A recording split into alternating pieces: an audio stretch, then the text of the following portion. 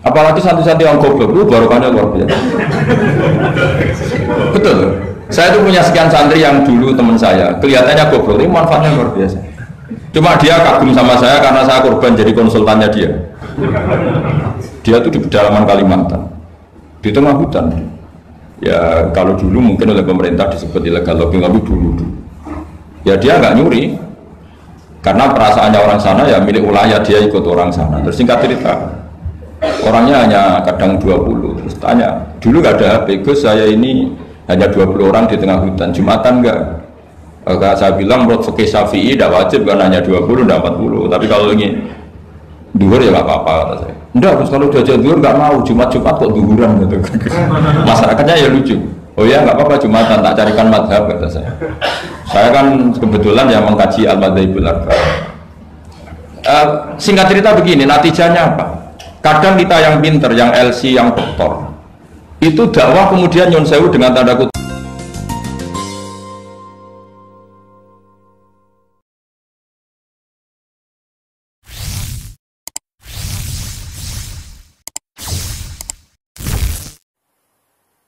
Kemarin ngaji di UI juga bilang gitu, kampus-kampus itu baik karena bikin standar ini SAG, ini MA, ini doktor bagus.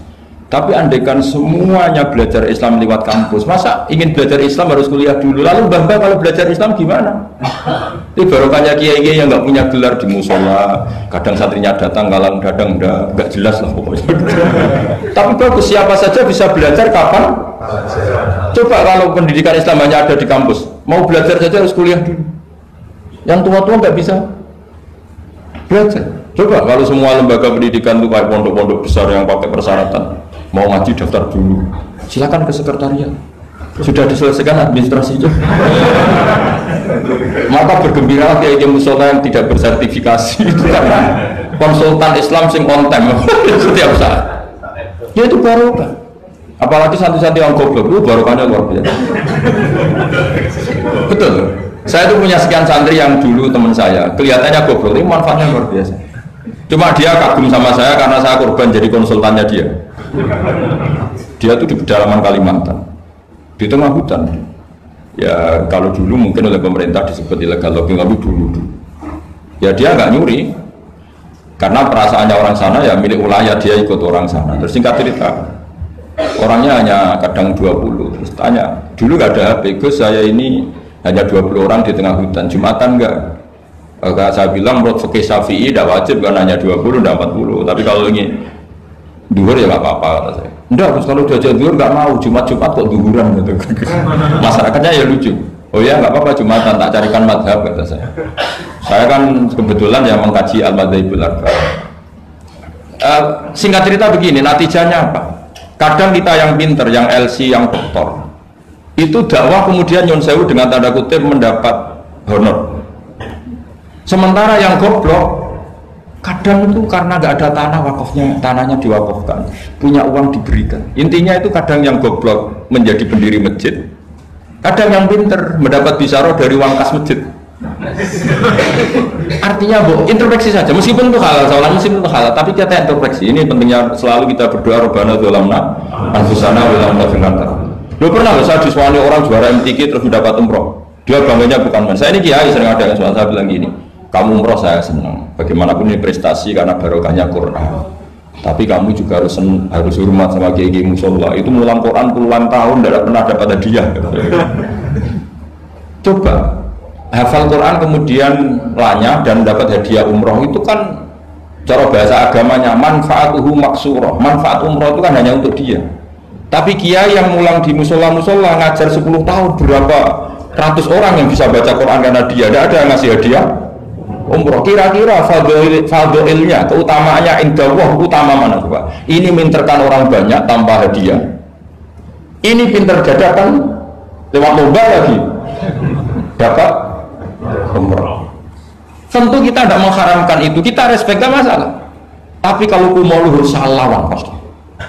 Karena kalau kumau luhur nanti menafikan keistimewaan orang-orang yang istiqomah Jadi kita fair saja. Ini juga penting untuk syiar, ya, supaya anak-anak semangat menghafalkan. Tapi jangan lupa yang sedang ngajar-ngajar yang nggak jelas tadi. Yang muridnya kadang 3, kadang 2, tak tanya, Pak Yai yang ngaji berapa? 10 Gus. Lah yang datang 2 ya biasa gini Gus, kadang 2, kadang 1. Ya seperti di sini di perantauan, jamaahnya pasti tidak istiqomah, tak jamin dulu. Jadi tidak usah saya tanyakan itu sudah pasti. Jadi jamaah itu nomor 2, nunggu pas nganggur liburan kan gitu kan. Jadi saya mohon beragama itu biniatin sholihah. Ijazah bapak saya ke saya itu yang berulang-ulang tadi. Sementing aku itu duwe qalbin salim. Makanya kata Allah, zaman itu ilaman atau wah bi qalbin salim. Yang selamat di hari mahsyar itu hanya satu orang yang sowan Allah bi qalbin salim, dengan hati yang selamat. Hati yang selamat itu melihat kubu lain ya dengan insaf. Ya melihat yang kunut ya biasa, tidak kunut biasa, itu masalah khilafiyah biasa. Dulu itu Imam Abu Hanifah tidak pernah kunut. Jadi tidak kunut itu bukan mazhab Muhammadiyah, mazhabnya Abu Hanifah. Muhammadiyah tidak mujaddid, juga tidak mujtahid. Yang kunut juga bukan mazhab Hasyim, mazhabnya Imam Syafi'i. Itu dulu ya biasa. Imam Syafi'i itu kalau Jumatan di Masjid Abu Hanifah ya nggak kunut. Ketika ditanya 5 dalam taklid, waqad qulta bi sunniyati. Kenapa kamu tidak kunut padahal kamu berpendapat kunut itu sunnah? Jawabannya Imam Syafi'i, adaban ma'hadal imam. Saya sungkan sama imam. Padahal Imam Abu Hanifah waktu itu sudah wafat, hanya makamnya. Dulu itu biasa sekali karena apa ya? Karena mereka pandangannya luas. Apa pandangannya? Ada seorang ulama ditanya, kalau ada orang kawin yang nyun sewu hamil di luar nikah, kemudian akhirnya nikah, bagus enggak? Saya ulang lagi, enggak usah aku tertawa, awas kalau tertawa. Ada orang hamil di luar, kemudian dinikahi sama yang menghamili, itu bagus enggak? Ada ulama yang bilang baguslah.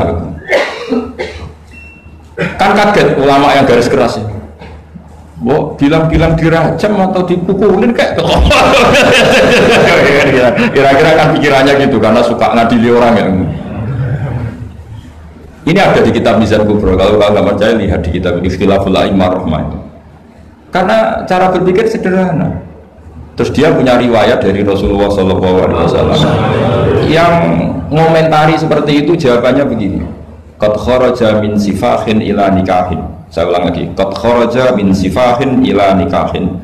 Berarti dua orang itu telah keluar dari tradisi kumpul kebo menjadi tradisi nikah. Misalnya malam ini dia masih kumpul kebo, terus paginya nikah, malamnya lagi kan sudah sah. Artinya apa? Dia keluar dari tradisi sifat, sekarang ke tradisi nikah. Artinya melihatnya masa depan saja, tidak usah lihat masa belakang. Jadi ulama ya ringan saja. Ya ada ulama yang tetap marah. Susah apa sih langsung kawin disik-disik, ngapain baru setelah itu kawin? Ya bagus supaya jadi apa ya, supaya jadi pelajaran. Jadi ya monggo saja yang tetap keras supaya apa tanfir, kalau dalam bahasa Arab tanfir, tasna atau takbir, apa memperburukan yang memang buruk. Tapi yang ini juga bagus, yang sudah kadung ya sudah, sekarang dia mau tobat ya dikomentari saja qad kharaja min sifahin ila.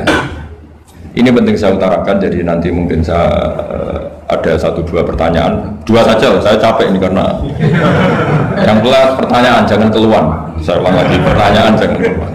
Terus yang ringan-ringan saja, karena agama ini dibangun dengan keringanan. Tadi yuridu bikumul yusra wala yuridu bikumul usra. Dan kalau pertanyaannya ekstrim itu nanti rusak. Kata Rasulullah, innama ahlakal ladzina min qablikum kasratu masailihim. Dulu orang rusak itu karena banyak tanya. Karena nanti kalau Allah ditanya itu mesti tersinggung. Karena apa ya? Orang tanya itu tadi mengkritisi perintah. Sampai tahu kenapa malaikat dimarahin Allah? Gara-gara apa? Tanya. Ya tak ceritanya sedikit ya. Allah kan memaklumatkan ke alam langit, inni ja'ilun fil ardi khalifah. Saya putuskan bahwa manusia ini jadi khalifah fil ard. Malaikat langsung tanya apa? Qalu ataj'alu fiha may yufsidu fiha wa yasfiku. Yang benar saja ya Allah, tolong dievaluasi. Manusia itu kan potensi yang rusak. Yufsidu itu fi'il mudhari', berarti mustaqbal. Cara terjemahan bebasnya manusia itu berpotensi merusak. Wa yasfiku dima, dan berpotensi mengalirkan darah. Betul hanya tanya, tapi artinya kan gini, ya Allah, kali ini kayaknya tidak pas keputusan kau ini. Tolonglah Deva. Makanya Allah marah, qala inni a'lamu ma la ta'lamun. Karena tanya ini, makanya syaratnya Nabi itu harus ummi. Gak boleh intelektual jadi Nabi. Misalnya intelektual jadi nabi, kok ketemu malaikat di gua Hira, kenapa di sini, kenapa tidak di mall saja? Jadi repot. Karena semua disoal secara intelek. Tuh. Makanya saya syukur sama Anda jadi nabi dan tidak akan jadi nabi. Nah, amal inteleknya itu. Jadi ini penting saya utarakan karena sekarang itu agama mau dicerdasin, ngajinya agak gelem tapi mau kritis.